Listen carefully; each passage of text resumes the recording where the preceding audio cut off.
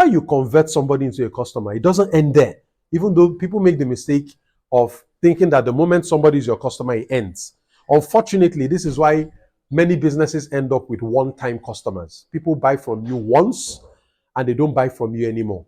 And that is a missed opportunity, because somebody who has gone through the process of knowing you exist, getting the interest, paying you money to become a customer, if they still have that need, or if they still need to buy that thing, why are they not buying from you? So the first time somebody buys from you is a pivotal moment, because either of two things could happen.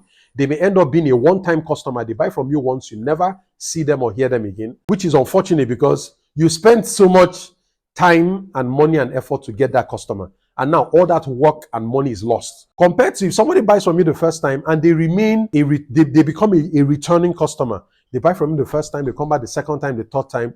That gives you a higher return on the money and time and effort you spent to get them as a customer in the first place. Because you've already spent the money, you made them a customer, but they are still buying from you and buying from you. That is, they are saving you marketing costs, they are saving you advertising costs. It doesn't cost you anything to sell to your existing customers. But to get a new customer, you have to spend.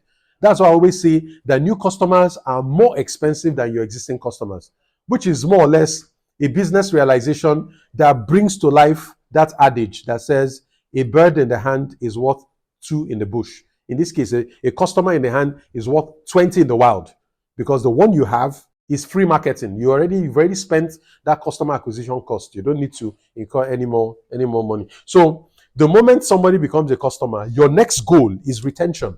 How do I make this person keep coming? So you need to have, yes, there's a strategy for getting attention, making sure people know you exist.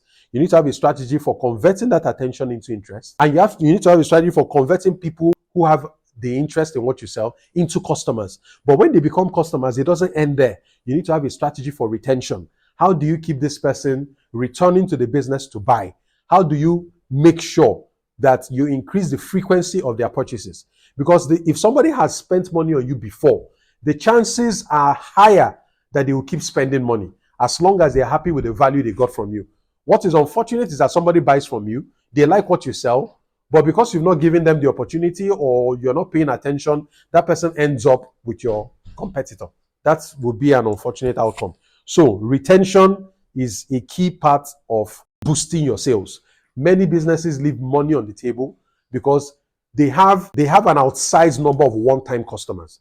And when your business is dependent on one-time customers, it's like you're on a treadmill. You have to keep advertising and keep getting new customers. The day you stop, you don't have any more.